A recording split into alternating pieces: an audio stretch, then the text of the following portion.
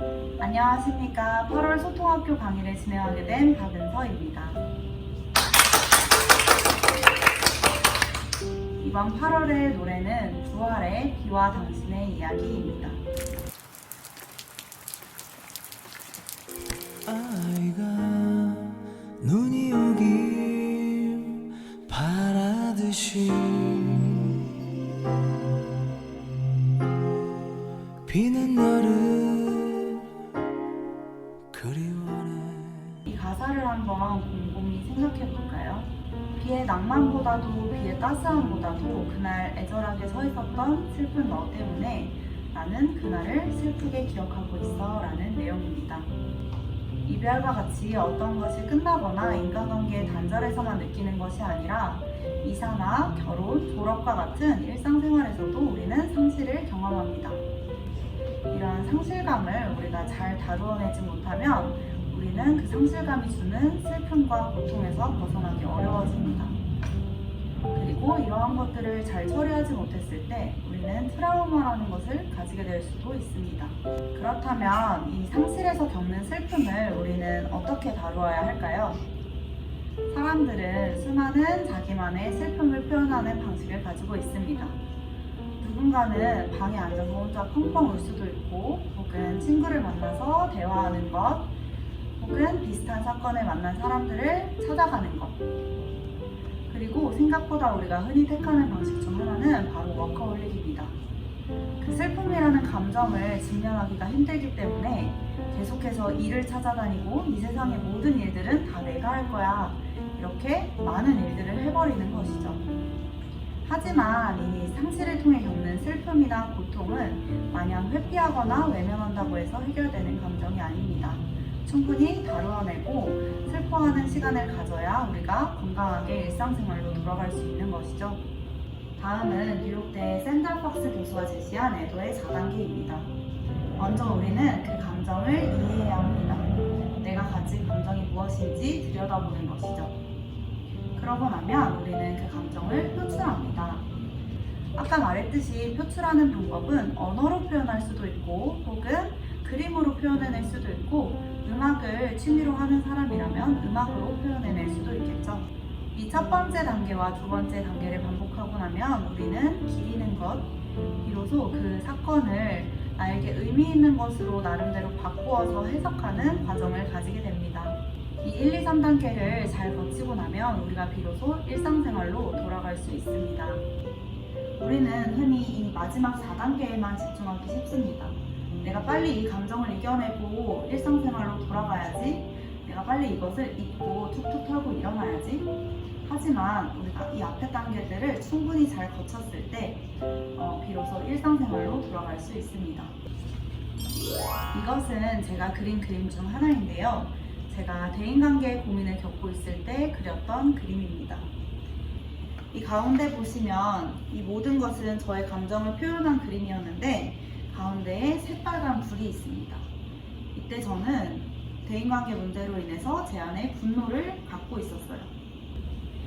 평소에 생각하다 보면 화가 났고 왜 나만 이렇게 억울한지, 왜 나만 이런 일을 겪어야 하는지 제 안에 분노가 자리 잡고 있었죠. 이 그림을 그리고 나서 그 자리에 있던 사람들과 대화도 하고 이 감정을 자세히 살펴보니 이 감정은 저에게 도움이 되지 않는 것이었어요. 그 문제를 해결하는 데 도움을 준 것도 아니고 제 내면을 갉아먹는 존재였죠.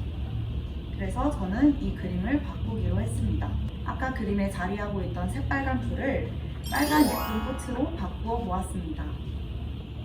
그 불꽃을 자세히 들여다보니 사실 불이라고 해서 그렸지만 예쁜 꽃으로 바꾸어 줄 수도 있겠더라고요. 그래서 예쁜 꽃을 그려주고 주변에도 꽃들을 그려줌으로써 제가 당시 겪고 있던 그 대인관계 문제가 원만히 해결되길 바라는 소망을 담아보았습니다.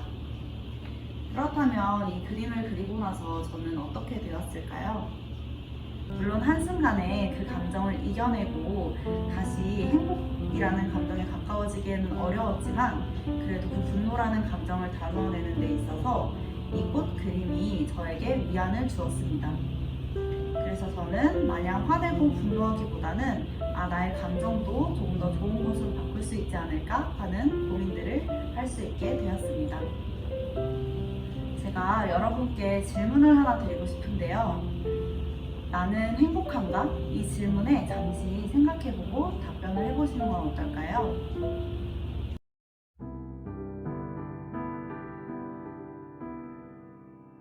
그렇죠. 행복이라는 단어를 들었을 때 우리가 쉽게 어떤 답을 떠올리기는 조금 어려울 수도 있습니다. 사람들이 행복을 떠올렸을 때 바로 나는 행복하다라고 답하지 못하는 이유는 행복을 완전 무결하고 흠 없는 것으로 생각하기 쉽기 때문입니다. 그렇다면 질문을 조금 바꿔보면 어떨까요? 어떻게 하면 좀 더 행복해질 수 있을까요?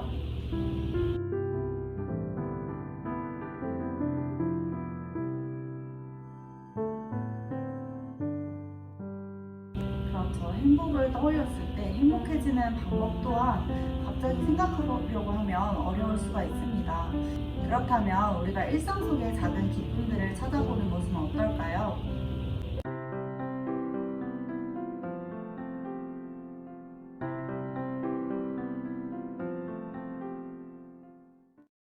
맞아요. 꼭 이완된 상태와 휴식만이 우리에게 행복을 주는 것이 아니라 우리가 힘들다라고 느끼는 동적인 활동들을 통해서 우리는 행복을 느낄 수 있습니다. 저도 힘든 시기에 운동을 하면서 이겨냈던 경험이 있었는데요. 제가 감정적으로 매우 지치고 힘들어 있었을 때 저는 주짓수라는 운동을 시작했었습니다. 주짓수라는 거는 사실 굉장히 격한 고강도의 운동이어서 저와 잘 맞지 않을까봐 걱정을 했었는데 어느새 저한테 주짓수는 소소하지만 되게 확실한 행복을 주는 존재가 되어 있더라고요. 퇴근하고 나서 도장에 가서 도복을 갈아입고 맨발로 땅의 그 단단한 느낌을 느끼고 그 땅에서 내가 열심히 땀을 흘리며 구르고 내 심장이 뛰는 것을 느낄 때 조금 더 내가 살아있음을 느끼고 또 내가 다음날 다시 일어날 힘을 저는 거기서 찾았습니다. 이렇듯 행복을 어떤 특정한 지점으로 설정하는 것이 아니라 서서히 올라가는 단계로 생각하신다면 우리는 조금 더 행복을 느낄 수 있을 것입니다. 우리가 가진 것보다 가지지 못한 것, 잃어버린 것에만 더 집중하면 우리는 지금 주어진 작은 선물들을 놓칠 수도 있습니다. 우리가 과거의 기억에 얽매여서 슬픔으로 살아가는 것이 아니라 주어진 삶에 집중하고 현재에 주어진 감사한 것들을 바라보며 행복한 삶을 사셨으면 좋겠습니다. 감사합니다.